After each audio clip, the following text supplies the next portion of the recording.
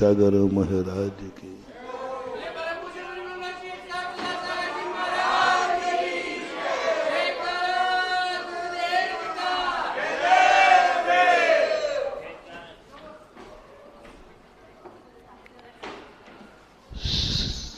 इस दुनिया में मान लीजिए सब कुछ बुरा है। ये दुनिया अच्छी नहीं है, ऐसा आध्यात्म शास्त्रों में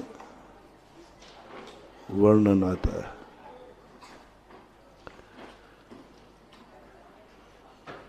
सब तरफ से इस संसार की बुराई की गई है, लेकिन मैंने इस दुनिया में एक बहुत अच्छी बात देखी। धर्म बहुत कठोर है, इसकी चर्या बहुत कठोर है,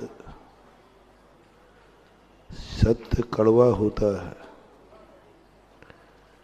लेकिन इन दोनों की एक विशेषता है कि कितनी भी तुम्हारे से गलतियां हो जाएं, कितने बार तुम दलदल में फंस जाओ, लेकिन ये दुनिया एक बार सुधरने का मौका जरूर देती है। एक बार गलती होने पर व्यक्ति को हताश नहीं होना है। एक प्रकृति ने हमारे शास्त्रों में संयम में 5 संयम में एक छेदोपस्थापना संयम आता है। छेदोपस्थापना भी संयम है। गिर गए तो क्या हुआ, कीचड़ लग गया तो क्या हुआ। प्रकृति ने नहाने की व्यवस्था की है। मेरे कपड़े गंदे हो गए, मेरा शरीर गंदा हो गया, कोई क्यों घबरा रहा है? स्नान की व्यवस्था है ना। घबराए वो जिसको एक बार गंदे होने के बाद स्वच्छ होने की कोई व्यवस्था नहीं। गंदा हो गया हो गया। प्रकृति ने बनाया, नीतिकारों ने बनाया, तुम पुनः स्नान करके स्वच्छ हो सकते हो। कपड़े गंदे हो गए, घबराओ मत, धोने की व्यवस्था नीतिकारों ने बनाई। इसी प्रकार धर्मशास्त्रों ने भी व्यवस्था बनाई। तुम्हारा मन कभी बिगड़ गया, कोई बात नहीं, सुधरने की व्यवस्था है। ये व्यवस्था हमारे धर्मशास्त्र में ही नहीं, आपके जेलों में भी देखी गई। कोर्ट ने आदेश दे दिया है कि इतने साल जेल में रहेगा, उसके बावजूद एक चांस है अपराधी के लिए, वो कानून से भी बड़ा है, सुप्रीम कोर्ट से भी बड़ा है। उसके आगे कोई कानून आता ही नहीं। सजा घोषित है, सजा चल रही है, लेकिन एक मौका इस सृष्टि ने, इस कानून ने दिया, वो जेल में रहकर के भी सुधरने का मौका, जेल में रहकर के भी सुधरने का मौका। और जो जेल में लेकर सुधर गया तो कानून से मान लो 20 साल की सजा थी, उसे 10 साल में 15 अगस्त को रिहा कर दिया जाता है। ऐसे बहुत सारे जेली मेरे सामने आते हैं और हर साल भारतवर्ष में 150 जेलियों को सजा पूर्ण होने के पहले 26 जनवरी 15 अगस्त को वरी किया जाता है। मैंने जेलर से पूछा, मैंने कहा ये क्यों, इनकी तो सजा कोर्ट से हुई थी। बोले महाराज जी, कोर्ट से भी बड़ा मौका है भारत देश में, उसको सुधरने का मौका। कोर्ट में नहीं लिखा था कि इसको 10 साल में बरी कर दिया जाए, लेकिन उसने 10 साल ऐसे व्यतीत किए, एक आदर्श कैदी, वाह, आदर्श अपराधी। आदर्श महाराज तो सुने होंगे, क्या बात है, आदर्श चोर, आदर्श अपराधी, क्या बात है। अच्छे लोग भैया, ये आदर्श हैं हमारे, भगवान आदर्श हैं, महाराज आदर्श हैं, लेकिन चोर भी आदर्श कैदी। उसने आदर्श ऐसा बनाया, उसने अपना ऐसा प्रस्तुतिकरण किया कि वो सजा पाकर के दुखी नहीं है, वो सजा पाकर के अपने आप को सुधरने का मौका ढूंढ रहा है। सुधरने का, बहुत सारे लोग अपराध इसलिए करते हैं, चोर डाकू, कि वे कमाना नहीं जानते, वो रोजी रोटी नहीं कमा पाते, उनको मजदूरी नहीं मिलती, अपराधी हो जाते। इसी बात को ध्यान में रखकर हमारे पूज्य आचार्य महाराज ने जेलों में हथकरघा खुलवाने का प्रावधान रखा। हालांकि ये जेलों की पुरानी नीति है, राजा महाराजाओं के समय से नीतियां हैं। राजा महाराजा जब किसी को बंदी बनाते थे तो उनको जेल में पड़े पड़े नहीं खिलाते थे, उनसे बड़े बड़े काम कराते थे, बड़े बड़े काम कराते थे। ऐसे ऐसे बड़े गुफाएं बनवाते थे, बड़े बड़े पहाड़ों के रास्ते बनवाते थे, उनको सिखाते थे कि तुम कुछ कर सकते हो। और यही स्थितियां आज भी प्रजातंत्र में लागू हैं। जब कानून बना था तो जेलियों के लिए रोजगार की व्यवस्था की गई थी कि उनसे कुछ कराओ। कितना करुणावान है देश का कानून, कितना करुणावान है धर्म। तुम अपराध करते हो, तुम पापी हो, और तुम्हारे परिवार की चिंता देश करता है कि तुम जेल में रहकर कमाओ, और उस कमाई को कहाँ भेजना है? घर भेजो, घर भेजो। यानी तुमने अपराध किया है, परिवार ने नहीं, तुम यहाँ कमाओ। वो जेल में कमाते हैं, बागवानी करते हैं, टाट पट्टी बनाते हैं, फर्श बनाते हैं, और उसकी इनकम जो होती है वो घर भेजना पड़ती है। जब ये व्यवस्था आचार्य श्री को मालूम हुई, उन्होंने कहा कि नहीं, बहुत सारे अपराधियों से इंटरव्यू लिया तो बहुत सारे लोग इसी कारण से अपराधी हुए, हमारे पास खाने को नहीं है हमारे, तो जेल में हथकरघा खोल दिए। आज सारे जेली लोग जहां हथकरघा खुल गए, 1,500 रुपया पर डे कमाता है और 20 से 25,000 रुपया महीना अपने घर भेजता है। जो घर बर्बाद होने से बच गए, और इसको सीखने की कला आ गई। कल के दिन ये जेल से छूटेगा तो कुछ कर लेगा, पुनः जेल में नहीं आएगा। ये व्यवस्थाएं जब देखते हैं तो हमें लगता है कि दुनिया हमें सजा देना नहीं चाहती है, हमें सुधारना चाहती है। हमें सजा देना नहीं चाहती, हमें सुधारना चाहती है कि तुम सुधरो। वैसे नहीं सुधर पाए तो जेल में सुधरो, दंड से सुधरो। सुधारना ही मूल पर्पस है, तुम्हें दुख देना पर्पस है ही नहीं। पूरे कानून में यही लिखा, नीतियों में यही लिखा, अपराधी कितना बड़ा अपराधी हो, उसे दुख देने के लिए सजा नहीं दी जाती है, उसे सुधरने के लिए सजा दी जाती है कि आगे ऐसी गलती मत करना।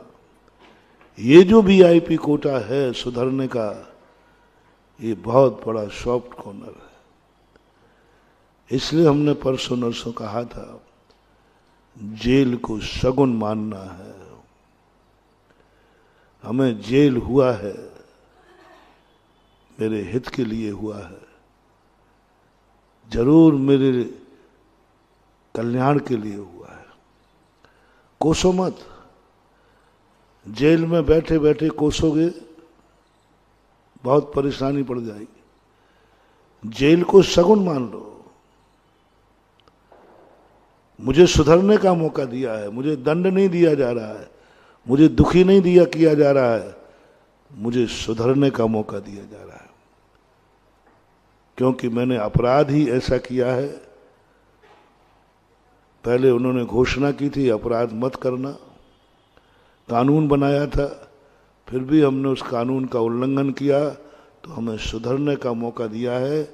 ये मेरे लिए शुभ सूचक है, शुभ सूचक है। आपको जेल में भी पॉजिटिव एनर्जी, आपकी सजा बीच में माफ होगी अपने आप। एक बार जेलियों को मैंने कहा था कि आप लोग जेल को, अदालत को बद्दुआ मत देना, जेल में रहकर जेल को कोसना नहीं, क्योंकि हमारी माता का बनाया हुआ जेल है देश का। पहला तो नियम करो, हम सदा कहते हैं अपनों की दृष्टि में कभी अपराधी मत बनना।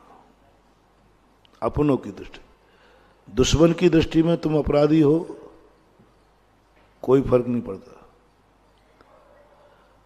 अपनों की दृष्टि में कभी अपराधी नहीं बनना, पहला, सबसे पहली सावधानी। सबसे पहला अपन एक नियम करें आज की भूमिका में कि हम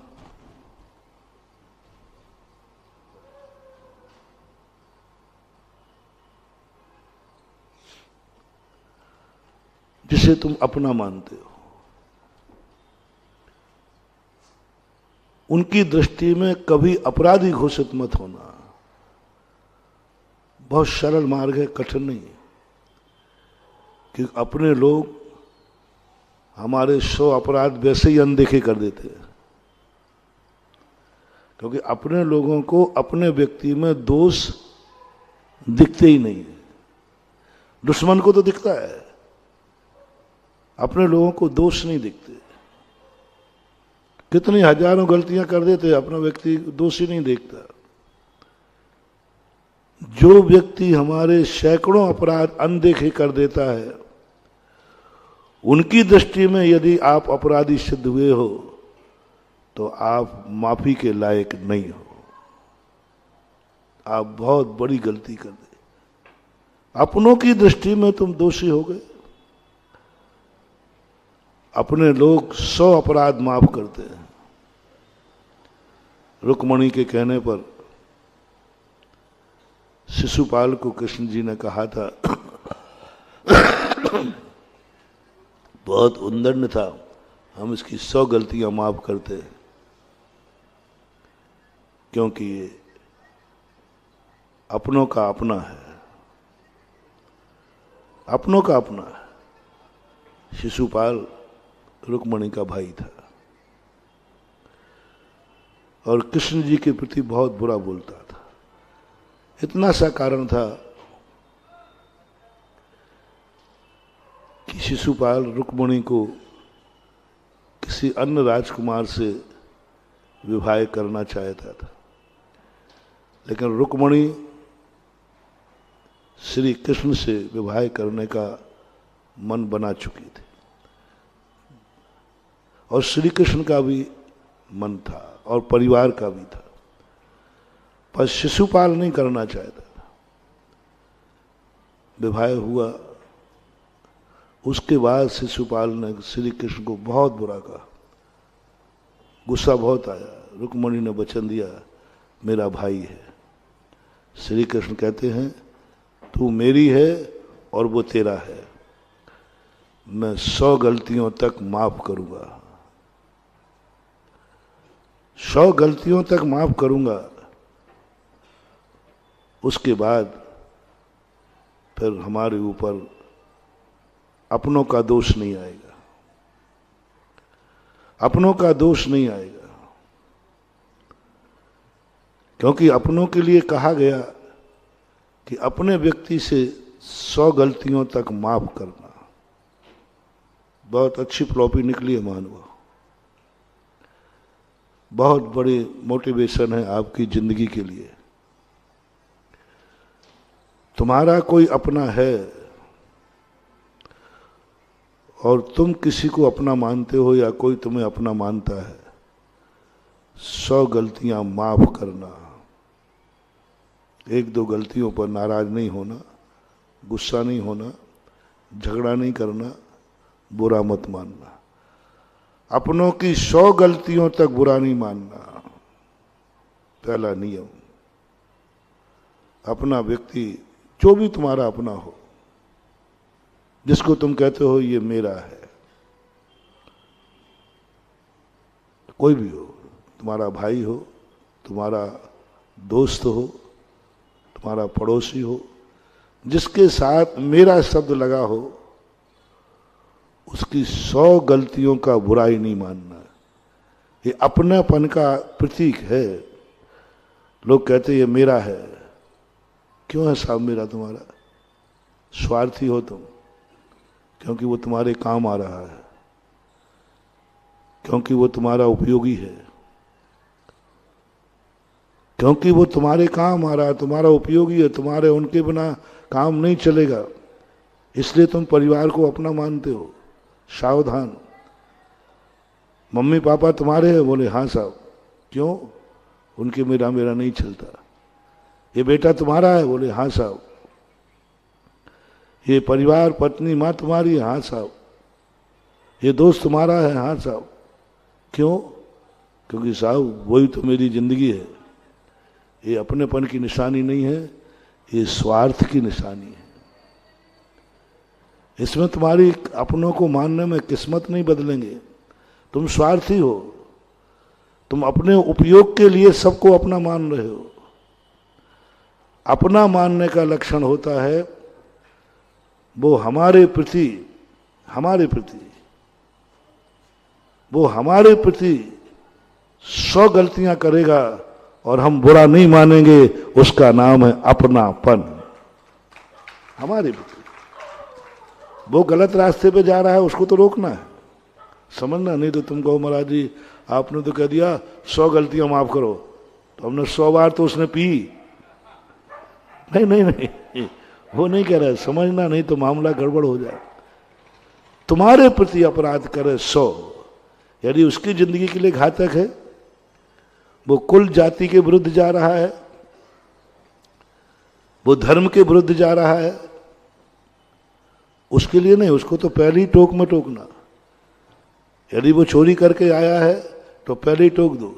पहली बार जुआ खेला है, पहले ही टोक दो। पहली बार गुटखा खाया है, वहीं टोक दो। वो तो टोकना है। तुम्हारे प्रति कह रहा हूं, तुम्हारे प्रति उसने 100 अपराध किए हैं, 100 गलतियां की हैं, तुम्हारी 100 बुराइयां की हैं, तुम्हें 100 बार छेड़ा है, तुम्हारी 100 बार बात नहीं मानी है, तो आपको अपनेपन का पुराण पढ़ा रहा हूं। 100 अपराध तक तुम्हें क्रोध नहीं आना चाहिए। इसने मेरे से ऐसा क्यों कहा? महाराज जी इसने मेरे से क्यों कहा? ये मेरा कौन है? पर मैं क्या पूछूंगा? किसने कहा भाई? अरे वो दुश्मन ने कहा। तो फिर बात ठीक है, मैं दुश्मन को समझा दूंगा और तुम्हें भी समझा रहा हूं कि एक आध बार उसको भी तुम निपटा देना। तुमने कहा महाराज जी इसने मुझे बुरा कहा मेरे लिए, कौन था? बोले भाई मेरा सगा भाई था। फिर मैं कहूंगा अभी 99 बार और तुम्हें क्षमता रखना है, जब 100 पूरे हो जाएं फिर मेरे पास आ जाना, फिर मैं बताऊंगा। बहुत बड़ी नीति वहां लिखी गई है। कृष्ण जी ने 100 क्यों बोले?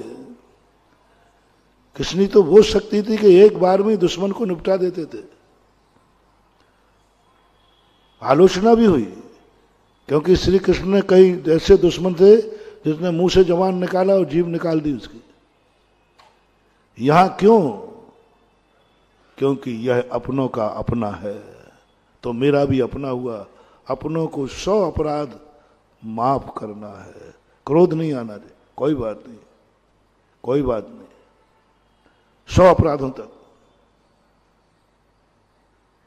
और ये यदि अपने में आ गया तो समझ लेना चाहिए तुम उसको अपना मानते हो और वो तुम्हें अपना मानता है। सामने वाला तुम्हारे 100 अपराध माफ कर रहा है, समझ लेना वो अपना मान रहा है। तुम सामने वाले के कर रहे हो, समझ लेना तुम उसे अपना मान रहे हैं। आज के बाद कोई भी व्यक्ति, अपने भक्तों से कह रहा हूं, अपनों की पहली बात की बुराई नहीं मानेगा, 100 तक बुराई नहीं मानेगा। सास बहू, देवरानी जेठानी, ननंद भौजाई, भाई भाई, कोई भी XYZ, 100 तक। 100 के बाद फिर आ जाए तो फिर बता दूंगा मैं।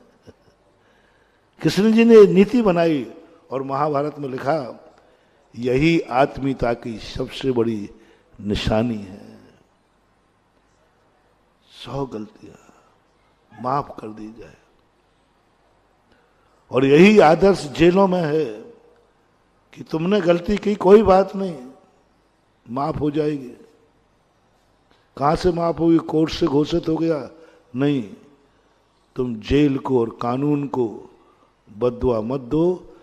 जो सजा तुम्हें मिली है उसको शुभ मान लो।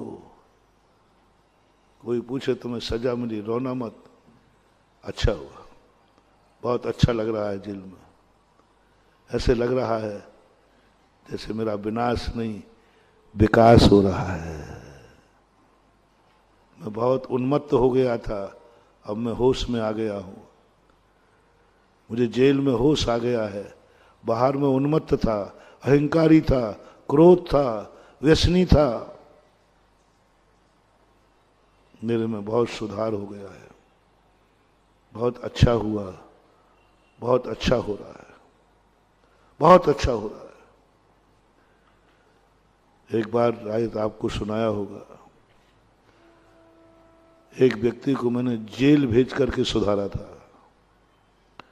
एक बेटा था, शराब पीता था और घर में सबको मारता था आके, बहुत झगड़े करता था। पिताजी बहुत अच्छे थे, हमारे भक्तों में थे। उन्होंने कहा, महाराज जी बहुत आप 100 गलतियों कहते हो, मैं हजारों गलतियां माफ कर कितना नुकसान करता है। मैंने कहा एक और माफ करो। बोले कर दूंगा। मैंने कहा नहीं, मेरे अनुसार। क्या आप में हिम्मत है? यदि तुम्हारे घर में कोई पड़ोसी आकर के मारपीट करे शराब पी करके, तो आप क्या करोगे? बोलो, FIR लिखाओगे? कोई पड़ोसी? मैंने कहा हिम्मत हो तो जैसे ये तुम्हारे घर में आवे और मारपीट करे, आप बेटे की FIR लिखाओगे। FIR लिखाने की हिम्मत है? बोले महाराज मैं बाप हूं, बाप, दुनिया क्या कहेगी? मैंने कहा तुम बाप हो तो मैं तुम्हारे बाप का बाप हूं। मैं बोल रहा हूं ना, तुम्हें मालूम नहीं है कि तुम मेरे भक्त हो। और मैं कह रहा हूं कि यदि हिम्मत हो सुधारना है तो बस अंतिम मौका मैं देखना चाहता हूं। और मुझे विश्वास है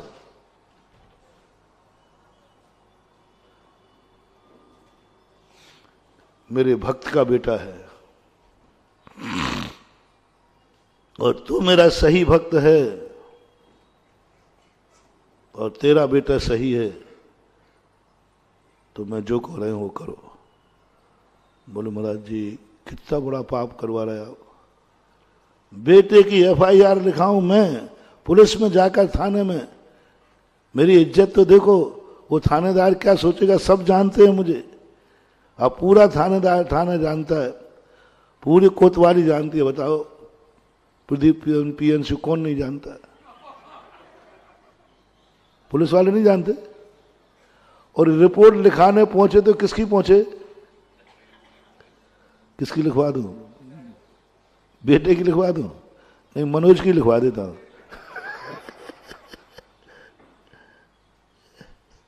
क्या बात है, दुनिया दहल जाएगी। आप किसकी रिपोर्ट लिखाने आए? बेटे की? महाराज नहीं होगा। तो मैंने कहा फिर मेरे पास मत आओ आज के बाद। ना तुम आना ना बेटा आना, मैं नहीं सुधार सकूंगा। फिर तो खाओ डंडे, ना रोचो खा रहे हो तो। वो पी के आ रहा है तो पीने दो ना, मरने दो उसको, फिर क्यों करते हो? बोले नहीं महाराज बेटा है, दुख होता है। फिर मैंने कहा देखो करना है। वो आज्ञाकारी थे। उन्होंने कहा महाराज जी अब आप कहते हो तो हिम्मत करता हूँ। मैंने कहा देखो किसी कहने में मत आना, नहीं तो मैं इतना नीचे उतर रहा हूं।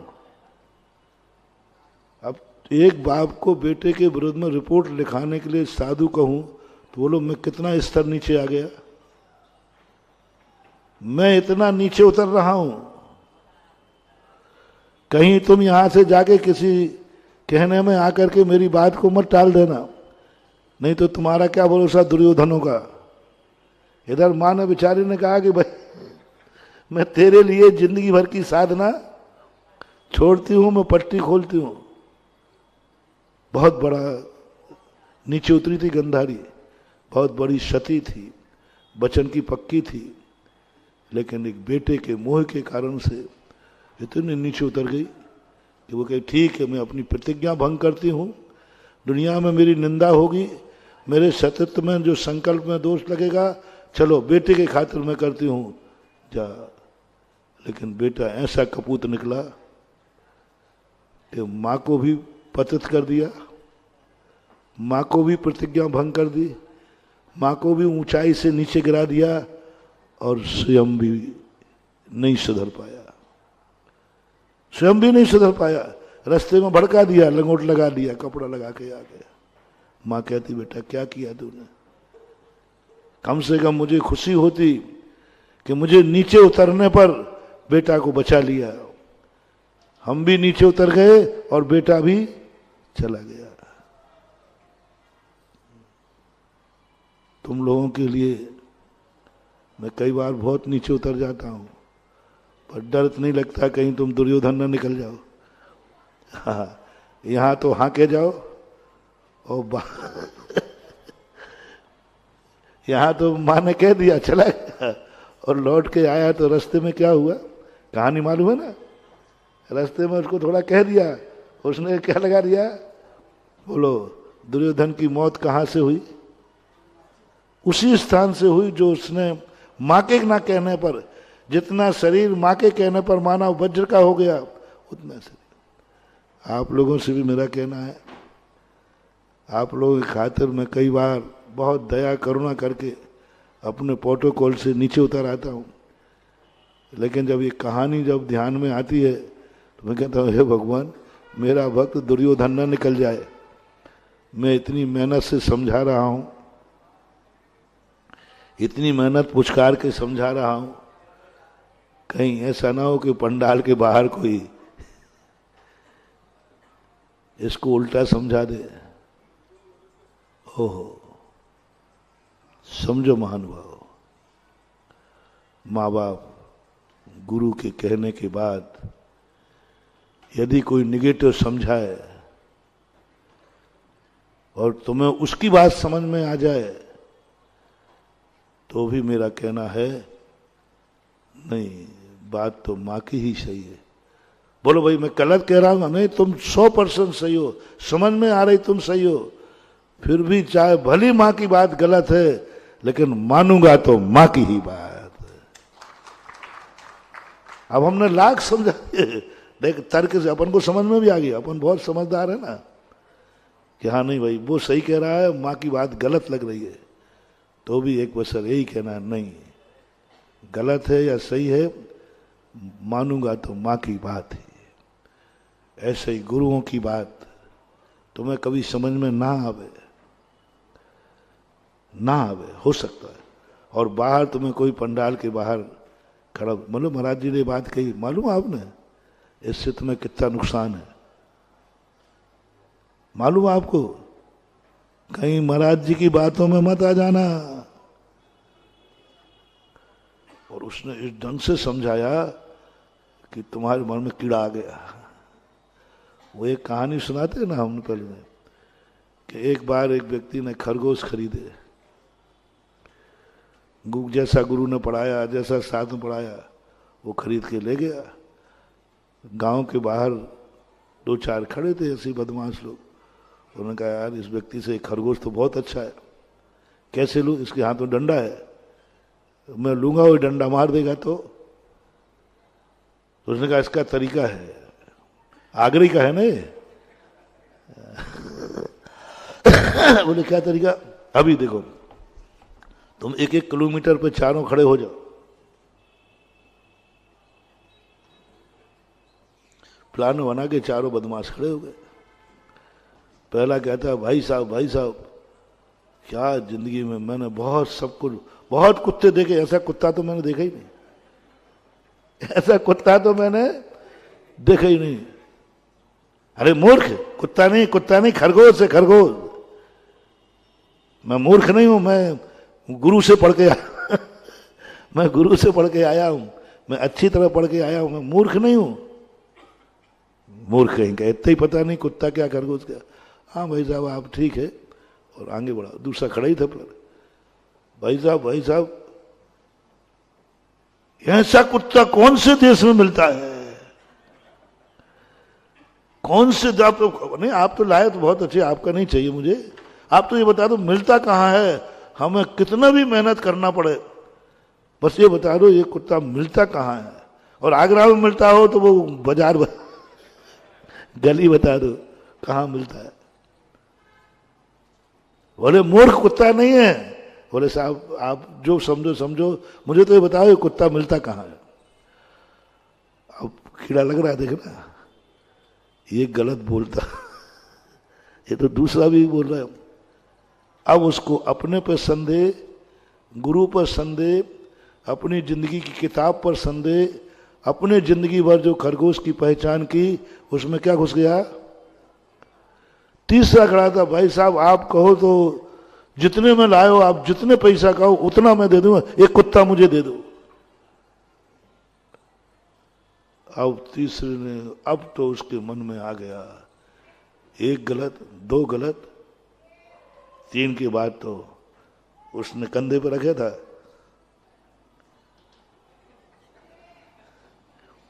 अब देख के ही लाया था भला आदमी, संदेह। चौथे ने कहा भाई साहब आपने तो गजब कर दिया, अनमोल चीज खरीदी है, आपके कितने भले भाग्य हैं, ऐसा कुत्ता दुर्लभ जाति का होता है, विश्व में मात्र एक ही जाति है जिसको तुम मिल गए, आप तो बहुत भाग्यशाली हैं। वो कहता है क्या खाक भाग्यशाली है, मुझे तो खरगोश चाहिए था, ये तो लाए। चौथे के कहने पर उसने कहा ओ मैं तो ठगा गया, आगरा के बाजार में सब ठगियां हैं, मैंने तो खरगोश लिया था, वो एक कुत्ता निकला, और महाराज जी भी मूर्ख हैं, उनको इतने ही आगे बोल दो ना, बोल दो कह सकते हो तुम, महाराज जी को ज्ञान व्यान तो है नहीं, और मैंने भी गलत नंबर डायल कर लिया उनको यही ज्ञान नहीं कि कुत्ता क्या खरगोश क्या। अरे चार लोग झूठ थोड़ी बोलेंगे। अब महाराज के प्रति भी श्रद्धा कम हो गई, महाराज के ज्ञान के प्रति हो गई, कुछ जानते करते तो है नहीं महाराज, मैंने मूर्खता कर ली ऐसे महाराज की बात मान करके। चार लोग थोड़ी झूठ बोलेंगे। उसने उठाया खरगोश और फेंक दिया, एक मुझे कुत्ता नहीं चाहिए, कुत्ता तो अशुभ होता है, नहीं ले जाना। क्या रहा, कैसा रहा, बाद में आ गया, महाराज जी थोड़ा आप फिर से पुराण पढ़ो, खरगोश और कुत्ता क्या होता है। अरे भाई क्या हो गया, आपके कहने पर मैंने वैसे ही कुत्ता खरगोश खरीदा, वो निकला कुत्ता। अरे किसने बताया भाई, अरे रास्ते में चार मर गए। मैंने कही देख ले भाई जाकर, सर्वे किया तो ये चारों बदमाश निकले हैं। गंधारी ने कहा बेटा ये क्या किया तूने, क्या किया तूने ना, रास्ते में मिल गए। उन्होंने जो समझाया मुझे समझ में भी आया कि हाँ वो ठीक कह रहे, वो ठीक कह रहे हो, मैं गलत बोल रही थी। हाँ माँ मुझे लग रहा कि शायद आप ठीक नहीं बोला आपने, आपको तो मैं इतना बड़ा हो गया हूँ, तो आपको तो गोदी का बच्चा दिख रहा हूँ, आपके सामने नंगा होके कैसे आऊँ। उन्होंने कहा कि माँ तो माँ होती है, उनकी बात सही लगी। बेटा तूने गलती कर दी। मालूम उन्होंने क्यों कहा? इसलिए कहा कि आज के बाद तू मर नहीं सकेगा, और एक जब तक मरेगा नहीं तब तक युद्ध रुक नहीं सकेगा। मां ये बात है? बोले अब क्या बात है? इसलिए महानुभाव कभी भी हो, कहीं ऐसा ना हो जाए कि गुरु तुम्हें समझाएं, कुछ कहें और बाहर तुम्हें कोई और समझा दे। ये गलती कभी मत कर बैठना, क्योंकि दुर्योधन है, बुद्धिहीन है, जो अपनी अकल से नहीं चलता है। और अपनी सबसे श्रेष्ठ कौन है? स्वयं की अकल लगाओ। स्वयं की अकल जहां काम नहीं करे, अपने गार्जियन की मानो, जो आपका बड़ा है, जो आपका पूज्य है, जो आपका आदर्श है, जिस पर आपको मालूम है कि ये मेरे आदर्श हैं। उनकी बात पर कभी संदेह नहीं करना, चाहे साक्षात जहर सिद्ध हो जाए। देख महाराज ने तुझे जहर दिया है, प्रयोगशाला में चेक कर लो। हाँ साहब जहर निकलेगा लेकिन महाराज ने दिया है तो मैं तो पीऊंगा। अरे जहर हो गया, सही है, रिपोर्ट सही है, लेकिन महाराज ने दिया है मैं पीऊंगा। पी लेना, मानो। मत मानना दुर्योधन के, मत समझना ये गुरु के मुख से निकले हुए वचन पर 1,00,000 व्यक्ति भी खड़े हो जाए तुम्हें परामर्श दे, ठुकरा देना महान भाव, नहीं तो तुम्हारी वही दशा होगी जो दुर्योधन की हुई। वही दशा दुर्योधन की होगी। गुरु भी नीचे उतर आया और तुम्हें भी नहीं बचा पाया।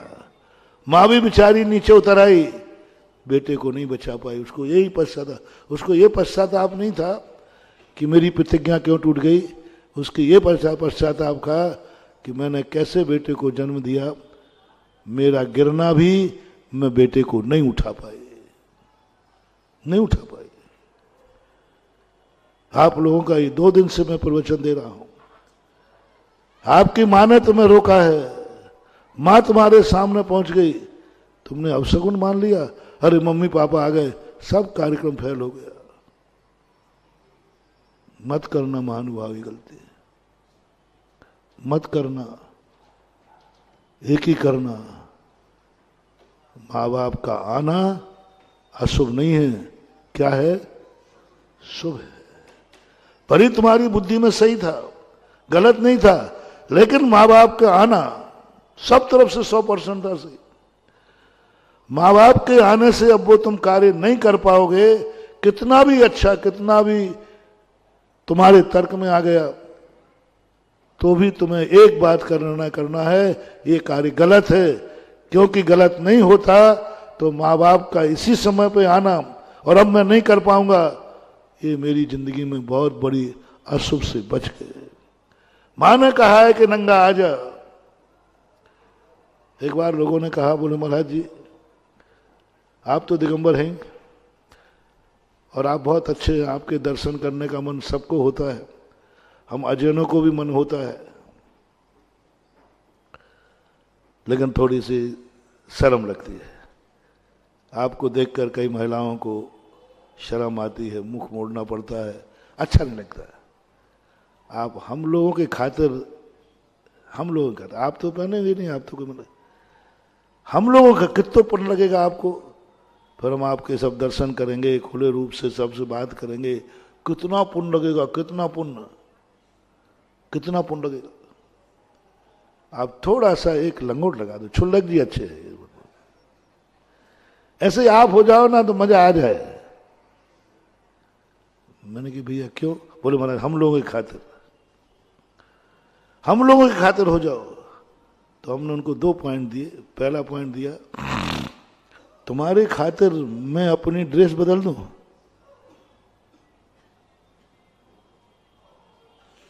तुम्हारे खातिर मैं अपनी ड्रेस बदल दूं? हर व्यक्ति अपनी अपनी ड्रेस पहनता है जिसको जो पसंद आती है। मुझे ऐसे ही रखना अच्छा लग रहा है, तो चलो कोई बात नहीं। यदि आपके कारण से मैं अपनी ड्रेस बदलूं, आपकी पसंद के कारण आपको अच्छा लगे, चलो कोई बात नहीं, मैंने दाव फेंक दिया। रिक्सी दाव है। यदि हमारे आचार्य से होते बाजू में ना, अरे क्या बोल रहा है, दाव फेंक रहा है, तू कह रहा कोई बात नहीं। मैं कहूंगा गुरुजी सुनो तो सही, अभी इनको देखता था मैं। तुम्हारे खातिर मैं लंगोट लगा लूं तो फिर हम तुम्हारे संबंध हुआ, तुम्हें दिगंबर मुद्रा बुरी लग रही है, हमें ये कपड़े बुरे लग रहे हैं, तो मेरे खातिर कपड़े उतार दो। सीधी बात, एक दूसरे का तो यही है। जो तुम्हें अच्छा लगे वो मैं करने को तैयार हो गया, अब जो मुझे अच्छा लगे वो तुम करो, तभी तो दोस्ती बनेगी। आप मेरे खातिर, मुझे ये कपड़े बहुत बुरे लगते, सही में लगते बुरे, यदि बुरे अच्छे लग रहे होते तो मैं नहीं पहनता। तुम लोग जितने कपड़े पहने हो ना, इतने बुरे लगते, इतने गंदे, मैं तो देखते ही नहीं हूं। मैं तो देखते ही नहीं, क्योंकि कपड़े पहनना मुझे अच्छा लगता ही नहीं। तो तुम्हारे खातिर मैंने कह दिया, अब तुम मेरे खातिर उतार दो।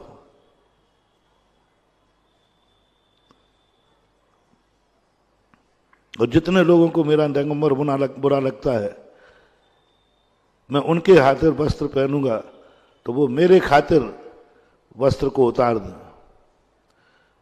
उतारो चलो। जब इतने सारे उतारेंगे फिर मैं पूछूंगा, जब तुम्ही ने उतार दिए हैं तो अब मेरे को क्यों पहना रहे? जब तुम्ही ने उतार दिया, अब मैचिंग कैसे बनेगी?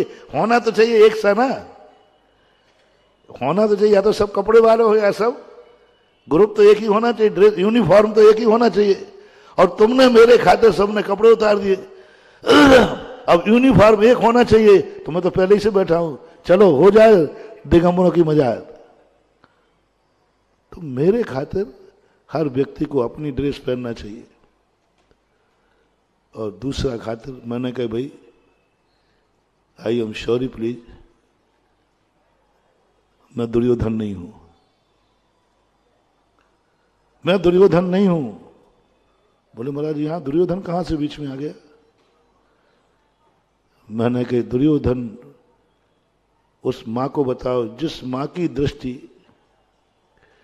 शरीर को वज्र का कर सकती है, तो क्या एक छोटा सा कपड़ा पहने को वज्र का क्यों नहीं कर पाई?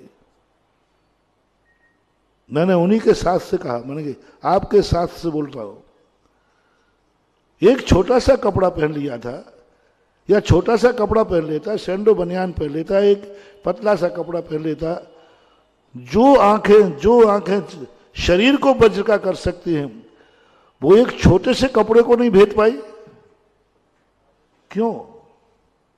इसका जवाब दो मुझे। क्या फर्क पड़ता था एक छोटे से कपड़े? मैंने कहा इसका जवाब दो। बोले महाराज ये तो मैंने सोचा ही नहीं। क्यों बुलाया उसको नग्न? क्यों एक छोटे से कपड़े के कारण से उस स्थान को वज्र का नहीं कर पाई? इसका अर्थ है एक धागा भी शरीर पर जहां है वह शरीर वज्र का नहीं, वहीं से मरेगा वो व्यक्ति। और मां की बात को किसी ने समझा दिया, वो ये भी भूल गया कि ये दुश्मन के पक्ष का व्यक्ति है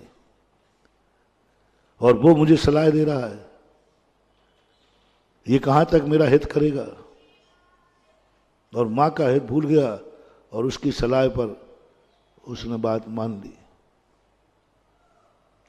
और बोलो, उसने उसके पक्ष की बात मान करके कपड़ा पहना, दुर्योधन का विनाश कहां से हुआ? वहीं से हुआ, जंघा से मारा गया, भीम ने मुग्दर मारा। मैंने कहा भाई मैं दुर्योधन नहीं हूं। मेरी जिनवाणी मां ने कहा बेटा अमर होना है, अविनाशी होना है, तो दिगंबर मुद्रा धारण कर। मैं तुम जैसे सलाहकारों से मां की आज्ञा का उल्लंघन नहीं करूंगा। अमर होने का तरीका माने यही बताया है। नबी सिख यदि वत धरो जह भी हो तिथेरो नग्गो विमुख मग्गो शेषा उमग्या होंती कुंद कुंद भगवान। नबी सिख यदि वत धरो, एक धागा भी तेरे पास है तू अमर नहीं हो सकेगा। जैसे कि दुर्योधन, मैंने कि बोलो भाई साहब, दुर्योधन ने जिसकी बात मानी वो ठीक थी या माँ की बात मानना चाहिए? बोले माँ की बात मानना चाहिए। तो मैंने कहा मैं माँ की बात मान रहा हूँ, आप मुझे समझाने का प्रयास न करें, हमारे जन्म पर गधा नहीं बोला था।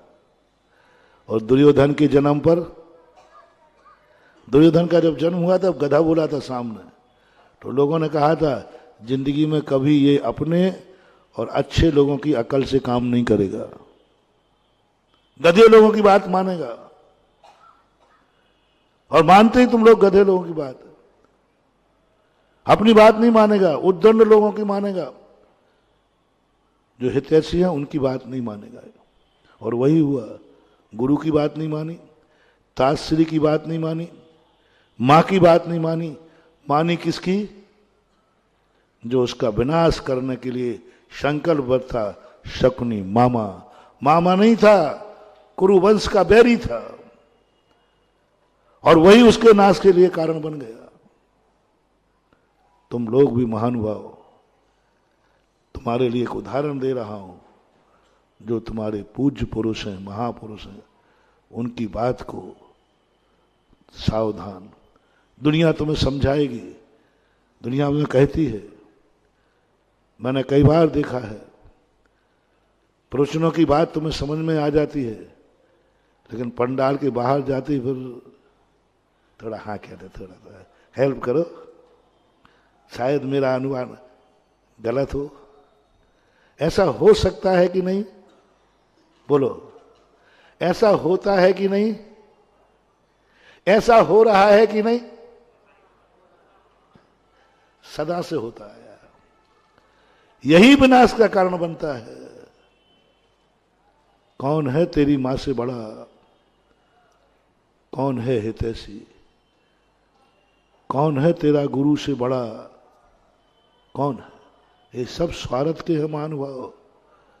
जो तुम्हारे सलाहकार हैं, ये सब स्वार्थ के हैं, ये पुण्य के चमचे हैं। थोड़ा तुम्हारा पुण्य है, थोड़ा तुम्हारा यश है, थोड़ा तुम्हारे पास पैसा है, थोड़ा तुम्हारा हुकूमत है। सुतदारा हो ये न सीरी, सब स्वार्थ के हैं, कोई नहीं होगा,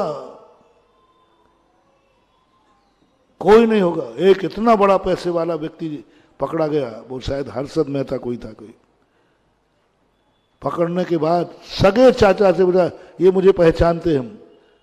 तो चाचा ने नहीं नहीं मैं तो जानते ही नहीं। वो तो चाचा तो आजकल सबको कहते हैं, मैं ऐसा कोई नहीं हूं। वो कहता चाचा आप मना कर रहे हैं? आप? बोले नहीं नहीं कौन है मैं तेरा? चाचा चाचा अंकल तो सबसे कहते रहते साहब। उसने सोचा कि सगा चाचा, कल तक मेरे आगे पीछे घूमने वाला, आज जेल में जा रहा हूं तो कोई जमानत भी लेने को तैयार नहीं। सारे संसार को मेरे भक्तों से कहना है, मत बनो दुर्योधन, मत आओ इन बदमाशों की बातों में। एक खरगोश को कुत्ता बना करके छीन लेंगे। मत आओ इनकी बातों में। तुम्हारे मां के जो नीचे उतर आई है इतनी बड़ा, कहीं गड़बड़ नहीं हो जाए। कौन है इससे बड़ा? गुरु से बड़ा। कभी भी गुरु ने जो कहा है, सारा संसार एक तरफ हो जाओ, तो भी गुरु ने जो कहा है वो कहा है, वही सही है। मैं कह रहा हूं, यदि तुम किसी प्रकार उठा करके तुम एक आध बार, विज्ञान कहे, कौन नहीं मान रहा है कि मैं चंद्रमा पर पहुंच गया हूं? तो वो कहे वो आगरा में एक बाबा चतुर्मास कर रहा है, वो नहीं मान रहा है। तो विज्ञान कहे ऐसा करो, उसी को उठा के ले चलो अपन।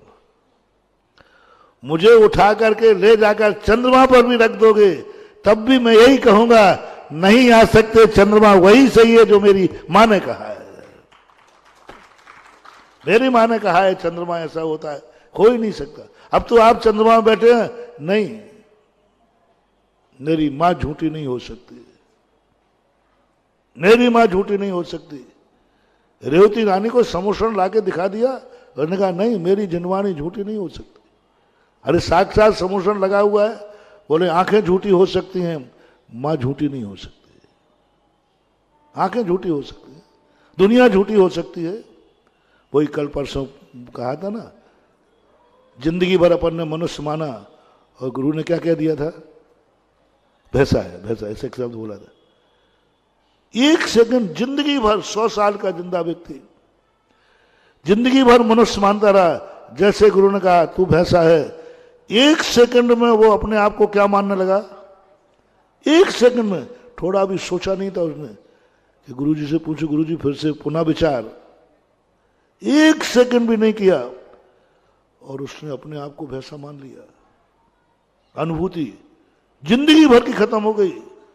ये कहलाती है आदर्शता, गुरु भक्ति, धर्म भक्ति, जिनवाणी भक्ति, माँ बाप की भक्ति।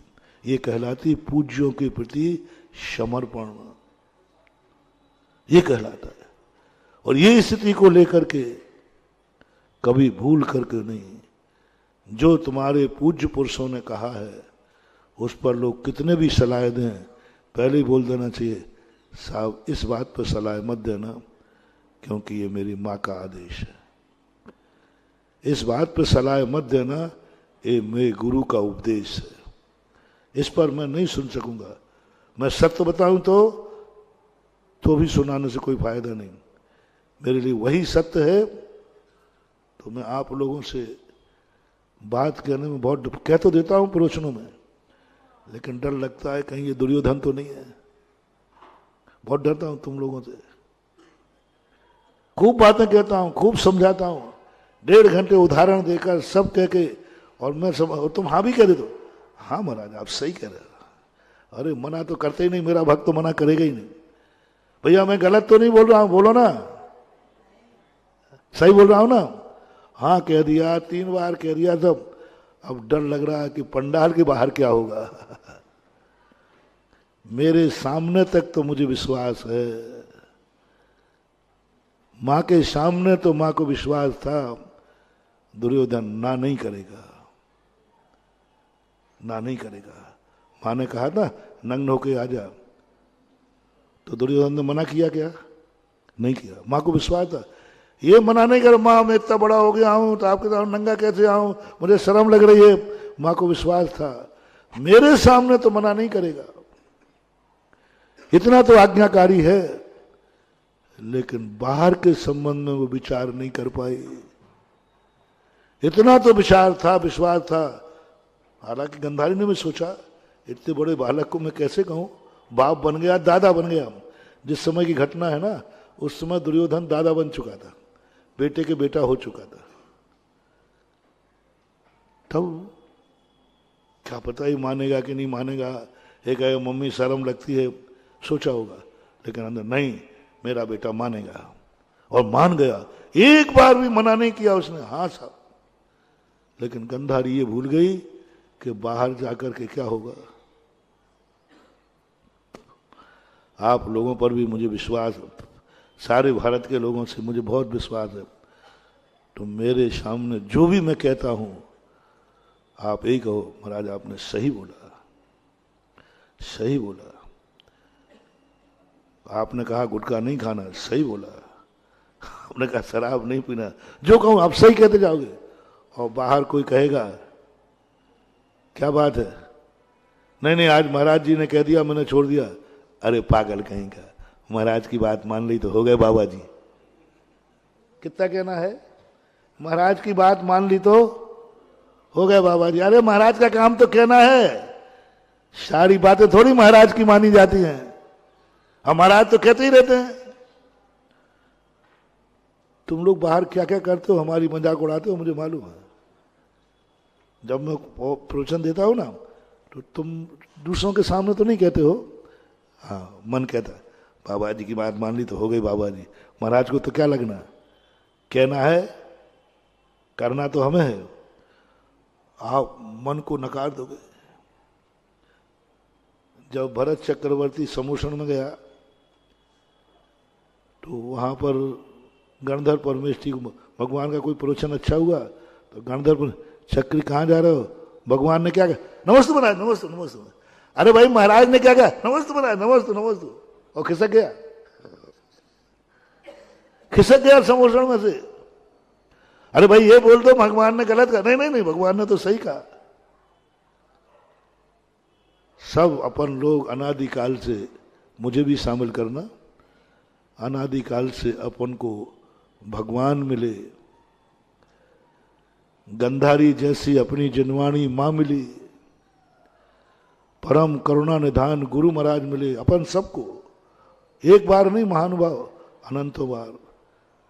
और हमने समोषण में गुरु के सामने जिनवाणी सब सही लिखा, सही है, मंजूर कर लिया, मां जो तुम कहोगी मैं करूंगा।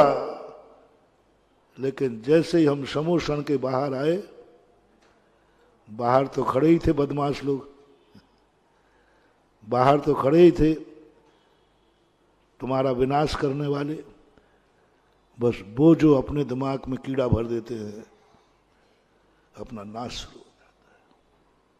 मोटिवेशन महानुभाव, यदि तुमने किसी को अपना आदर्श पूज्य माना है तो आज ये अपन सब प्रतिज्ञा करें, सारा संसार एक तरफ खड़ा हो जाए, लेकिन मेरे पूज्य ने जो कहा है उसमें मैं किसी प्रकार का संशोधन नहीं करूंगा। मां ने कहा है तो कहा है, बस खत्म हो गई। चाहे बेइज्जती हो, चाहे शर्म हो, चाहे दुनिया क्या कहेगी, इतना बड़ा होकर मां के सामने नंगा जा रहा है, जो दुनिया को कहना है कहे, लेकिन मैं मां की बात को नहीं टालूंगा। कुत्ता भी है, सुन लो कान खोल के, लेकिन गुरु ने खरगोश मान के दिया है तो क्या है, बोल दो जल्दी, बोलो ना। मान लो कुत्ता सिद्ध हो गया, मान लीजिए XYZ कुत्ता सिद्ध हो गया, नहीं कुत्ता ही है, दांत देखे गए, सर्टिफिकेट, डॉग एक्सपेरिमेंट, डॉग का सर्वे करने वाले, उन्होंने कहा साहब मैंने सर्वे कर लिया है, अब बदमाश नहीं लाना हूं, अब मैं बदमाशों को नहीं ला रहा हूं। गुड डॉग मास्टर ने आके सिद्ध कर दिया कि ये क्या है, कुत्ता है। तो तुम्हें क्या कहना है, अपन को क्या कहना है? बोले साहब ये डॉग मास्टर कह रहा है। बोले मेरे गुरु ने क्या मान के दिया है, खरगोश। बात खत्म करो, जाओ, संसार में तुम्हें कोई नहीं ठग पाएगा, तुम्हारी यात्रा सफल होगी, तुम अमर बन जाओगे। मन का है, जब इतना बड़ा मास्टर कह रहा है कुत्ता है तो आप क्यों मरा? बोले नहीं, गुरु ने खरगोश कहा था ना, खरगोश ही है। गुरु ने भैंसा कहा था, मैं भैंसा ही हूं, मैं मनुष्य हो ही नहीं सकता। बस शुरुआत हो गई तुम्हारे विकास की, शुरुआत हो गई तुम्हारे अमर होने की, अमर होने की। तो मैंने उन महानुभाव को कहा मैं बहुत नीचे उतर रहा हूं, एक बाप को कहां भेज रहा हूं, बोलो ना, बेटे की FIR कराने भेज रहा हूं। अब बोलो ये साधुओं का काम है क्या? बेटों के विरुद्ध में, किसी के विरुद्ध में FIR दर्ज नहीं कराना, मैं तो बेटे की FIR दर्ज कराने भेज रहा हूं। बताओ ये साधुओं का काम है क्या? बोलो भाई, नहीं है ना? बोलो, डरो ना, नहीं है, पक्का है नहीं। क्या एक बेटे के मोह में अपनी प्रतिज्ञा तोड़ना गंधारी ने ठीक किया? कानून बोलो, कानून नहीं, गलत किया, नहीं करना चाहिए। ये साधुओं का काम नहीं। अरे साधु तो दुश्मन की FIR की नहीं कहता। दो व्यक्ति झगड़ जाए ना तो ये महाराज जी में FIR नहीं, नहीं बेटा यहीं रुक जा रहे। और मैं क्या कह रहा हूं, आप बोलो मैं कितना नीचे उतर गया, कितना नीचे उतर गया। बस एक ही बात का डर लग गया कि मैं भी नीचे उतरा और इसने नहीं लिखाई तो मैं भी गया और मैं बचा नहीं पाऊंगा। तो मैंने उन महानुभाव जी का, अच्छे भक्तों में थे, मैंने कहा देखो भाई, तुम घर जाओगे, घर वाले मना करेंगे, इसकी माँ पहले मना करेगी, नहीं नहीं बेटे की रिपोर्ट तुम लिखाओगे, ये मना करेगी, इसकी पत्नी मना करेगी, इसके बेटे मना करेंगे, और उनके अड़ोस पड़ोस वाले सब मना करेंगे। यहां तक कि तुम थाने जाओगे तो थानेदार भी मना करेगा कि सेठ जी आप क्या कर रहे हो, आप अपने बेटे की लिखा रहे हो।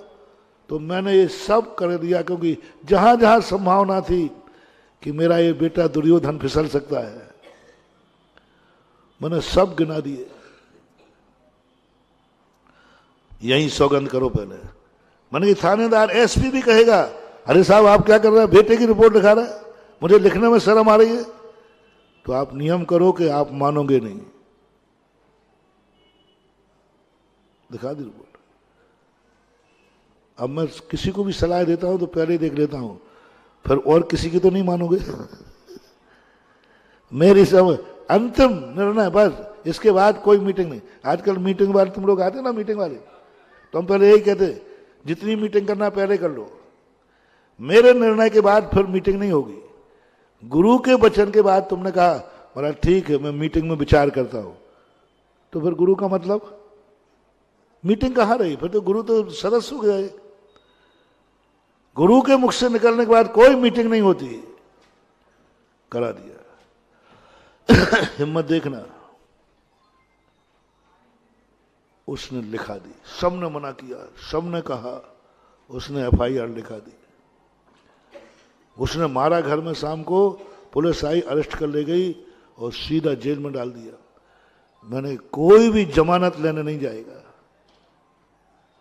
ससुराल वाले बुला लिए उनको, मैंने कोई भी जमानत लेने नहीं जाएगा। उसको यही उम्मीद थी अरे जेल में डाल देंगे, कल आएंगे पापा जमानत ले लेंगे। सब जगह फोन कर दिए, ससुराल में, रिश्तेदारों में, कोई जमानत लेने नहीं गया। 15 दिन हो गए, 20 दिन हो गए, 1-1.5 महीना निकल गया। महाराज जी अब थोड़ा आता है, महाराज जी 15 दिन हो गए, कुछ आगे? मैंने कुछ नहीं, कोई आगे नहीं। 1.5 महीने बाद उसको पता चला कि ये हमारे परिवार वाले इतने निर्दयी कैसे हो गए, इतने कठोर कैसे हो गए। किसी ने कह दिया, मिलने वाले जाते ना, मैंने मिलने को मना किया, लेकिन कोई एक आध तो बोले ये सब महाराज जी की करामात है। और उसने कहा अच्छा, तभी तो मैं सोच रहा हूं कि कोई नहीं पिघल रहा है। 1-1.5 महीने बाद उसने एक पत्र भिजवाया लिख करके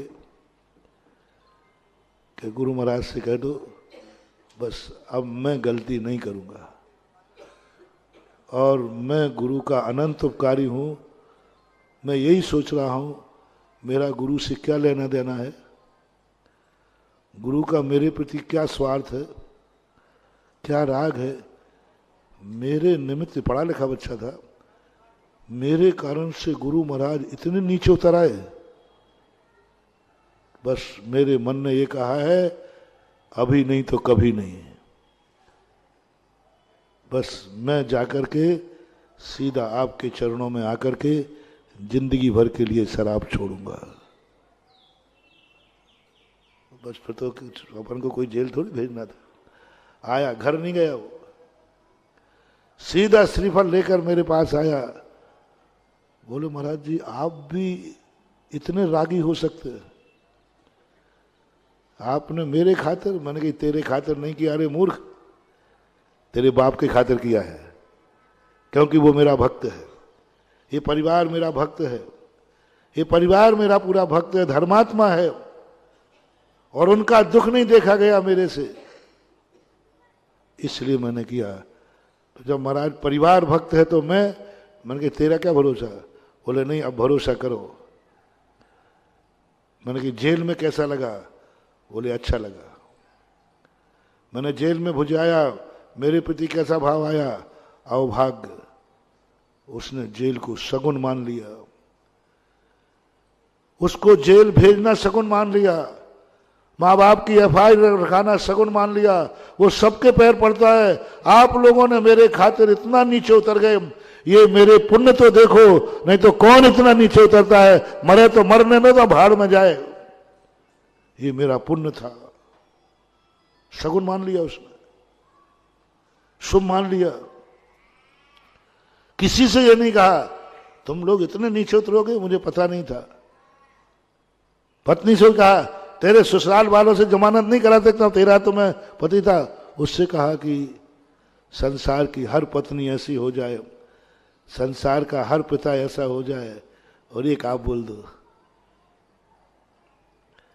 संसार का परिवार सब ऐसा हो जाए, संसार के माता पिता ऐसे हो जाएं, और एक और बोल दो, तुम बोलो, संसार के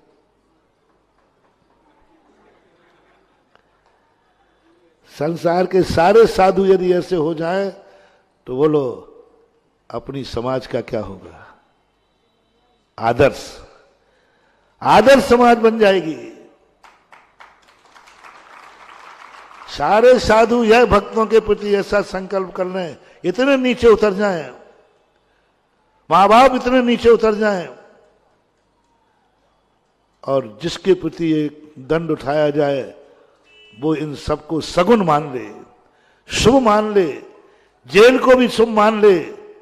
ओहो, संसार में सतयुग आ जाएगा रे, कलयुग नहीं।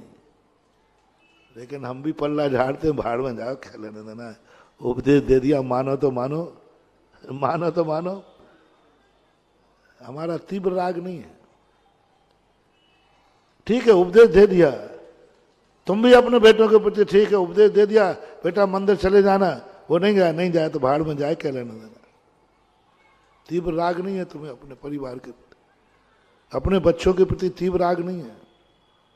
एक दो बार कह देते हो, महाराज जी नहीं मानता तो मैं क्या करूं, वो गुटखा नहीं खा छोड़ता तो मैं क्या करूं, वो रात्रि भोजन नहीं छोड़ता तो मैं क्या करूं, पाठशाला नहीं जाता वो मैं क्या करूं, मंदिर नहीं जाता मैं क्या करूं, अभिषेक नहीं करता मैं क्या करूं। ये सब तुम्हारे राग का प्रतीक नहीं है, अंदर का राग नहीं है। पल्ला झाड़ दिया, कदम उठाओ, सशक्त कदम उठाओ, सख्त कदम उठाओ। जब तक यह नहीं होगा मेरा अन्न जल का त्याग होगा। आप बच्चों को सुधारना चाहते हैं, 95% बच्चे पाठशाला जाएंगे, 95% बच्चे अभिषेक का लोटा लेके आएंगे। बस माता पिता एक नियम ले लें, जिस दिन तेरा अभिषेक नहीं उस दिन मेरा अन्न जल नहीं। कितने माता पिता हैं जो अपने बेटों पर ये विश्वास हो कि मेरी ये घोषणा करने पर भी वो अभिषेक करने नहीं आएगा। तुमने ये नियम दो, जिस दिन तू अभिषेक करने नहीं जाएगा उस दिन मेरे अन्न जल का त्याग रहेगा, उपवास रहेगा। कितने माता पिता हैं यहाँ जितने भी बैठे हैं, इनको अपने अपने बेटों के संबंध बताओ, जिनका बेटा ये जवाब देगा, माँ पापा आप कल मरते तो आज मर जाओ लेकिन मैं तो नहीं जाऊंगा। ऐसा कितने लोगों को विश्वास है? अपने अपने बेटों के संबंध में बोलो।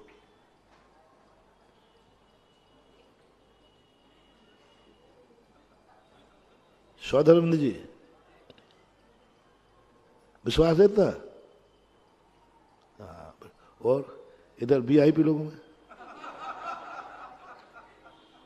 बोल भाई, बोल अशोक, तू ही बोल दे, अपने जगदीश बाबू बोलो। यदि ये नियम ले लिया फिर भी वो कहे कि तुम कल मरते तो आज मर जाओ, मैं तो नहीं जाऊंगा, ऐसा जवाब किसको अपने बेटे से मिलेगा? माताओं, नहीं मिलेगा।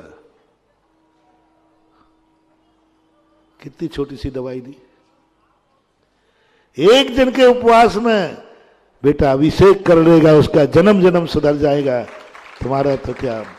और मुझे विश्वास है वो एक दिन का उपवास नहीं हो पाएगा, शाम तक वो लोटा लेके आ ही जाएगा। आ ही जाएगी। एक दिन के उपवास में कहां है राज तुम्हें अपने बेटों से? कहां सुधारना चाहते हो? पल्ला झाड़ना चाहते हो, कह दिया ना नहीं सुधार तो भाड़ में जाए। यही है तुम्हारा पड़ना। भली मुंह से नहीं बोल रहे हो, आपने हताश होकर कर लिया। थोड़ा सख्त कदम उठाओ। यदि राग है तुम्हें अपने आप से तो कितने नीचे उतरना पड़े उतर जाओ, लेकिन उसको कीचड़ में से उठा करके लाओ, उसको बोलते हैं राग। करना पड़ेगा। पाठशाला नहीं जाते बच्चे, आप देखिए थोड़ा सा सख्त कदम उठाइए। कैसे नहीं जाते? गुटखा खाता है, आप सख्त कदम उठाइए। ठीक है, तू गुटखा खा, मैं अन्न जल त्याग करता हूं, तू गुटखा खाता रहा, मैं मरूंगा। इतने उद्दंड नहीं है। 95% बच्चे आज भी हमारी, भारत के तो नहीं कह सकूंगा, लेकिन जैन समाज के 95% बच्चे आज मानने को तैयार हैं। हमारी गलती है, हमारी भूल है, माता पिताओं की। 95% कह रहा हूं। और आप एक कदम उठा के देख लेना, हो जाएगा। लेकिन बस शक्ति रखना। 1-2 दिन उपवास आए तो कर लेना, चक्कर आए तो आने देना, पर थोड़ी शक्ति, क्योंकि वो भी जानता है अरे आज कर रहे कल अपने आप खा लेंगे। आजकल के छोकरे बहुत जानते हैं, पर तुम्हें थोड़ा सख्त करना पड़ेगा। यदि आप बेटे का भविष्य चाहते हैं तो, यदि आप बेटे को अच्छा देखना चाहते हैं, बेटे को बुराई से बचाना चाहते हैं, तो आपको शक्ति का उपदेश करना पड़ेगा। और मुझे विश्वास है आज नहीं कल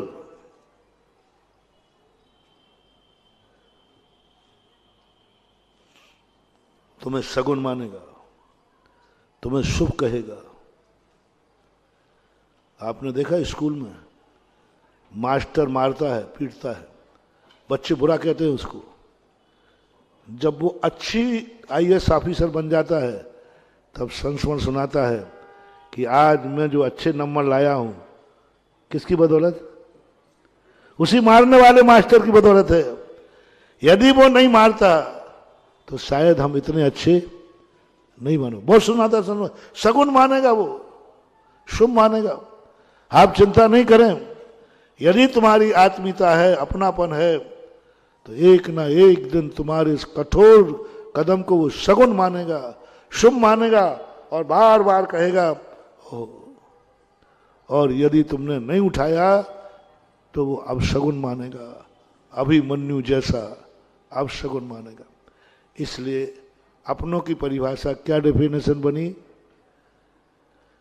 कि यदि वो हमारे प्रति करता है तो हमें 100 गलतियों पर क्रोध नहीं लाना, संबंध नहीं तोड़ना, विपरीत नहीं मानना, क्योंकि यह अपना है।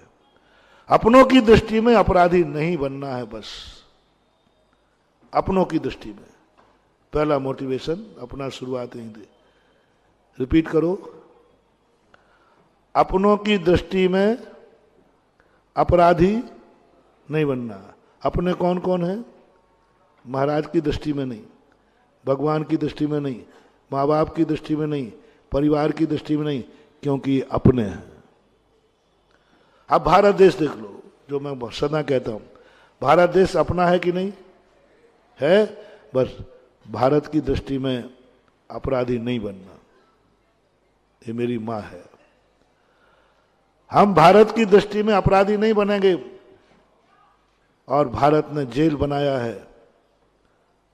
मैं अपने देश की, अपने मां के द्वारा बनाए हुए जेल में कभी बंद नहीं होऊंगा, नहीं होऊंगा। क्योंकि ये देश, ये जेल दुश्मनों को बनाया जाता है, बेटों को नहीं। जेल दुश्मनों के लिए बनाया जाता है, बेटों को नहीं। जेल दुश्मनों को बनाया जाता है, अपनों को नहीं।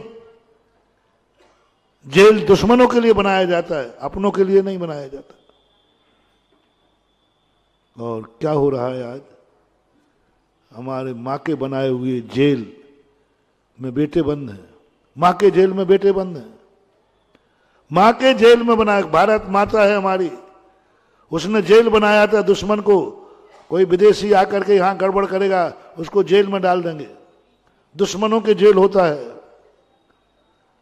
बोलो, देश में दुश्मनों से जेल भरे हैं या भारत माँ के सपूतों से माँ का जेल भरा है? बोलो जेल में कौन है ज्यादा? और बना किसके लिए था?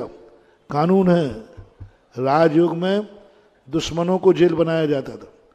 दूसरे राज के राजा, कोई खुफिया, उनकी सेना को बंदी बना लिया, राजा को जीत लिया, उन दुश्मनों के लिए जेल बनाया जाता है। कानून है। दुश्मनों के लिए जेल बनाया जाता है, बेटों के लिए नहीं, अपनों के लिए नहीं, राज के लिए नहीं। लेकिन आज दुर्भाग्य देखो, हम अपनी माँ की जेल में अपराधी बन करके जेल में बंद हैं। सारे जेल भरे पड़े हैं बेटों से। मां ससक रही है, मैंने कैसे कपूत जन्मे कि मेरे द्वारा बनाई हुई जेल में मेरे बेटे बंद हैं। मैंने जेल बनाया था दुश्मनों के लिए, यहां तो सब मेरे बेटे ही बंद हैं, बेटे ही बंद हैं। अब क्या करें? अब क्या करें? मां की दृष्टि में तुम अपराधी, देश के जेल में तुम बंद, अब तुम्हें कोई बचाने वाला नहीं है। एक रास्ता है बस, अंतिम लास्ट रास्ता है महानुभाव, बिल्कुल अंतिम, जो प्रवचन के प्रारंभ में कहा था। अब कोई रास्ता नहीं है, क्योंकि मां ने तुम्हें अपराधी सिद्ध कर दिया। मां झूठी नहीं हो सकती। एक रास्ता है बस, एक रास्ता जो 2 दिन से कह रहा हूं, आज प्रारंभ में, उस जेल को तुम सगुन मान लेना, उस सजा को तुम सगुन मान लेना। उस सजा को तुम ये मत मानना मुझे दंड दिया गया है, नहीं, मुझे सुधरने का मौका दिया गया। बस इतना सा एक उपाय है, बस, और कोई उपाय नहीं। वो तो तुम्हारी दुर्गति तो होना ही है, क्योंकि तुम अपने देश के जेल में बंद हो, तुम मां की दृष्टि में अपराधी हो, तुम तो दुर्योधन जैसे मरोगे। तुमने मां की आज्ञा का उल्लंघन किया है, तुम्हारी मौत निश्चित है। मैं मां थोड़ा सा बुझते हुए दीपक को हाथ लगा के बचाने का प्रयास कर रहा हूं, तुम तो मरोगे, क्योंकि तुमने मां की आज्ञा का उल्लंघन किया, मां की दृष्टि में अपराधी हो गए। तो पहली कोशिश तो ये करो कि हम गुरु की, मां की, परिवार की, अपनों की दृष्टि में अपराधी नहीं रहेंगे। फिर भी संसार है हो जाता है। फिर भी शास्त्रों में एक संयम रखा, जो हमने प्रारंभ में कहा था, छेदोपस्थापना। एक मौका दिया प्रायश्चित, अपराध हो गया, एक मौका, अंतिम लास्ट मौका है प्रायश्चित। लास्ट मौका है अपने आप की जिंदगी को सुधारने का, छेदोपस्थापना। हो गया, हो गया, नहीं होना था, तुरंत पुनः स्थापित कर दो। पापी को मौका दिया जा रहा है सुधरने का। 20 साल की सजा भूल गई, भूलने न दो। तू मात मेरी एक बात मान ले, 10 साल में बरी हो जाएगा। शगुन। प्रायश्चित को, प्रायश्चित में दंड देने का नाम प्रायश्चित नहीं है कि तुमसे गलती हो गई, महाराज ने कहा एक उपवास कर लो, तो तुमने उपवास कर लिया, ये प्रायश्चित नहीं है। प्रायश्चित है तुम्हें वो उपवास मिला तो कैसा लगा, अवभाग्य की दुर्भाग्य, अवभाग्य, सगुन। ये मेरे उपवास नहीं दिया गया, मुझे सुधरने का मौका दिया गया। जेल में सुधरो, जेल की बात कर रहा हूं, मंदिर की नहीं। जेल में तुम्हारे लिए ये मानना है, मंदिर तो तुम मानते हो, मंदिर काहे के लिए बने भैया? तुम्हें सुधरने के लिए।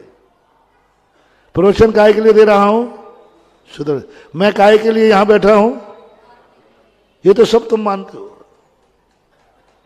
ये तो सब मानते सुधरने। जेल तुम्हारे सुधरने के लिए है, बस हमें सजा नहीं दी गई है, मुझे सुधरने का मौका दिया गया है। मुझे फांसी नहीं दी जा रही है, मुझे सुधरने का मौका दिया जा रहा है। मुझे जेल नहीं भेजा जा रहा है, मुझे सुधरने का मौका दिया जा रहा है। और जेल में जाकर जेल को कोसना नहीं, वहां कहना अभाग्य हैं, कम से कम कोई मुझे सुधारने का मौका तो दे रहा है। ये परिणाम, तुम जेल में कभी बंद हो जाओ, गलती कभी हो जाओ और दंड मिले तो ये चिंतन चालू कर देना, मोटिवेशन, ये चिंतन तुम चालू कर देना, किस्मत बदल जाएगी। किस्मत में कितने साल की सजा लिखी थी? कानून से 20 साल की, 20 साल की सजा लिखी थी और वो किस्मत में लिखी गई थी, वो तो कानून था, काला वारंट लिखा गया था। लेकिन तुमने वहां जेल को शगुन मान लिया तो आप 10 साल में, 5 साल में, बीच में ही बरी कर दिए जाओगे, क्योंकि तुमने शगुन मान लिया। एक उपाय मात्र, कानून से भी बड़ा उपाय है, कानून से भी बड़ा उपाय है, शगुन मानना है, अपने आप को सुधरने का। जेल को मंदिर बना दो, जेल को मंदिर बना दो कि ये जेल नहीं है, मंदिर है मेरे सुधरने का। मुझ जैसे उद्दंडों को मंदिर नहीं सुधार पाया, मुझ जैसे उद्दंड को मंदिर नहीं सुधार पाया, मुझ जैसे उद्दंड को मां ने जेल का स्थान चुना और ये जेल मेरे सुधारने के लिए बना। ऐसी यदि परिणति अपनी जाग जाए, ऐसा परिणाम यदि अपना जाग जाए तो बस बहुत बड़ा काम हो जाए महानुभाव। आज का मोटिवेशन क्या बनाना है? जेल को मंदिर। मंदिर तो बहुत बने, कल अपन ने लोकोदय तीर्थ क्षेत्र बनाया था, आज अपन ने क्या कर दिया? जेल को मंदिर बना दिया। भगवान के हाथ में नहीं है ये अपने हाथ में। अपन चाहें तो जेल को मंदिर बना दें। अब फैसला करूं आगे जाकर के, निर्णय करूं श्रृंगार, 2 मंदिर बनाना है। एक तो लोकोदय का मंदिर बनना है और एक जेल का। हमने 2 रास्ते इसलिए, क्योंकि कल हमने कहा था 2 में से कोई, यही था शायद, 2 में से कोई एक चयन करना पड़े। अब आपको 2 में से एक मंदिर बनाना है, या तो लोकोदय तीर्थ क्षेत्र या जेल को मंदिर बनाना है। बनाना तो है तो मैं सुधार के तो रहूंगा। तुम कितनी पागलपन का नाटक करो, मैं भी कम नहीं हूं। तुम्हें सुधारने के लिए मैं कितने नीचे उतर सकता हूं, ये तुमने आज के उदाहरण में समझ लिया है। बाप से भी रिपोर्ट लिखवा सकता हूं, ध्यान रखना। मैं वो भी भावना भा सकता हूं, ये मान नहीं रहा है शराब छोड़ने के लिए। हे भगवान, इसकी ऐसी दशा हो जाए, इसके पास एक कौड़ी भी नहीं रहे, ना इसका धंधा चले। देखना, मैं वो होगा साधु होंगे जो दुनिया चिंतन नहीं करी। क्या कहा? सुखी रहे सब, ये तो सभी साधु करते। मैं एक कभी ये करता हूं, ज्यादातर यही करता हूं, लेकिन कभी कभी हे भगवान, पर सबको नहीं कहूंगा। ये व्यक्ति, हे भगवान, इसका 1 रुपया भी नहीं बचे, इसके पास धंधा बिल्कुल भी नहीं चले। ये भावना मैंने भाई किसी के प्रति, तो बोलो मैंने उसके बुरे के लिए कि अच्छे के लिए? अच्छे के लिए। भाई पैसा नहीं होगा तो ये शराब वैसे पी लेगा, मान ही नहीं रहा है। तो मैं 2 तरीके अपना रहा हूं, या तो इस भावना पर मैं उतरूं या इस भावना में। 2 में से एक मंदिर में तुम्हें सुधरना है, या तो जेल में सुधरो या लोकोदय तीर्थ क्षेत्र में सुधरो। 2 में से एक चुनना है। ठीक क्या है? एक जोर से और बोलो। तो बस नियम करो, आज के बाद हम ऐसा कोई कर्म नहीं करेंगे जिसे जेल में जाना पड़े और उसे मंदिर बनाना पड़े। हम तो वो ज्ञानी हैं जो भगवान के मंदिर में ही सुधर जाएंगे। हम तो वो ज्ञानी हैं जो गुरु के प्रवचन से सुधर जाएंगे। हम तो वो ज्ञानी हैं जो धर्म से सुधर जाएंगे। कर्म को सुधारने की जरूरत ही नहीं। कर्म सुधारेगा, धर्म या कर्म? कर्म सुधारेगा। सुधरना तो है ही, उसको तो कोई टाल ही नहीं सकता। कर्म सुधार देगा। मेरी भावना है कि कर्म सुधारने की अपेक्षा अपन धर्म से ही सुधर जाए ना। मेरी भावना है कि जेल को मंदिर बनाने की अपेक्षा अपन इतने सुधर जाएं कि मंदिर में ही सुधर जाए ना, अपन मंदिर में करें। अपन क्यों ना लोकोदय क्षेत्र में बना करके वहां सुधर जाएं, क्यों ना लोकोदय का निर्माण करके हम सुधरेंगे। हमारा पैसा पाप में नहीं जाएगा, पाप भी करें और जेल भी जाना पड़े। हमारा पैसा अय्यासी में नहीं जाएगा, हमारा पैसा इस परिग्रह में नहीं जाएगा, परिग्रह भी जोड़ूंगा, नरक भी मिले। व्यवहारम परिग्रह तुम, जो कल कहा था ना एडजस्टिंग प्लाट की, जितना जितना आप एडजस्टिंग को इन्वेस्ट करोगे उतने उतने नरक की संभावना ज्यादा है। व्यवहारम परिग्रह तुम नारक सहसा, व्यर्थ का परिग्रह, काम का परिग्रह नहीं, जो काम का है उसके लिए नहीं मना कर, व्यर्थ का परिग्रह। क्यों?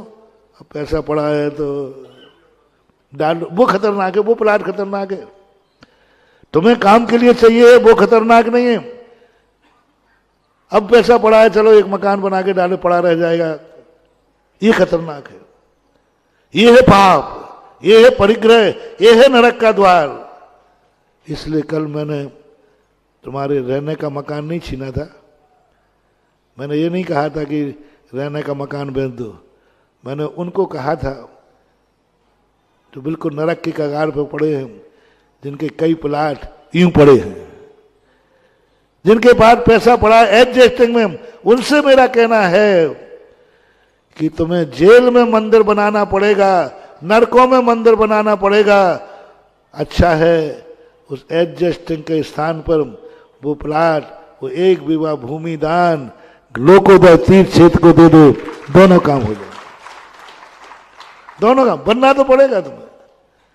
यदि एडजस्टिंग की तो नरक में जाकर तुम्हें कोसना पड़ेगा, और यहां की तो नरक भी नहीं मिलेगा और धर्म भी हो जाएगा, धर्म हो जाए। उन ऐसो आराम वालों को कहा था जिसको करके, जिस पाप को करके तुम पापी बनोगे, जिस पाप को करके दुर्गति मिलेगी, जिस पाप को करके कर्म सजा देगा, वहां तुम सुधरोगे।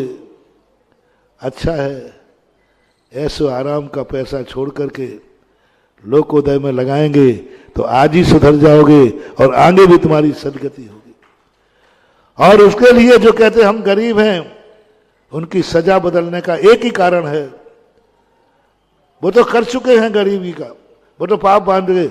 अब नियम लेना है कि मैं कुछ ना कुछ, एक गज जमीन सही, लेकिन मैं लोकोदय तीर्थ की भूमि दान देके ही रहूंगा। चाहे मुझे मजदूरी करना पड़े, चाहे मुझे मजदूरी करना पड़े, लेकिन लोकोदय में भूदान करके रहूंगा। क्योंकि कल मैंने कहा था ना, समस्त दानों में जिनालय के लिए सबसे बड़ा दान कौन सा है? भूदान। क्योंकि जमीन नहीं तो कुछ नहीं।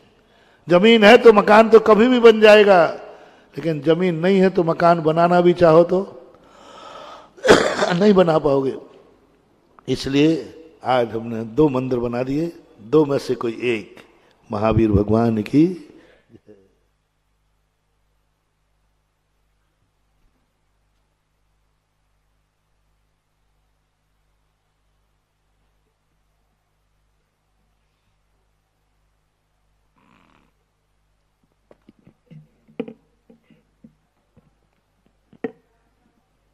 अपने से बड़ों के जो भी बात कही गई हो उस पर संदेह नहीं करना। और पूज्य श्री यहां पर जो बात कह रहे हैं वो 2 मार्गों की बात कर रहे हैं, संदेह मत करना। तो सही मार्ग हमें समझ में आ रहा है। सही मार्ग वर्तमान में आगरा नगर का सौभाग्य है कि एक तीर्थ बनने जा रहा है, लोकोदय तीर्थ, और हम सबको उस लोकोदय तीर्थ में ही अपना राशि को दान करना है। 2 दिन से बहुत सुंदर प्रवचन हो रहे हैं, सभी को बात समझ में आ रही है और इसका असर जो दिख रहा है, मैं पहले बता दूं। हाँ, अभी देते हैं ना कलश आगे। 1 बीघा 100 कलश के बराबर, आधा बीघा 50 कलश, चौथाई बीघा 25 कलश और 1/10 बीघा 11 कलश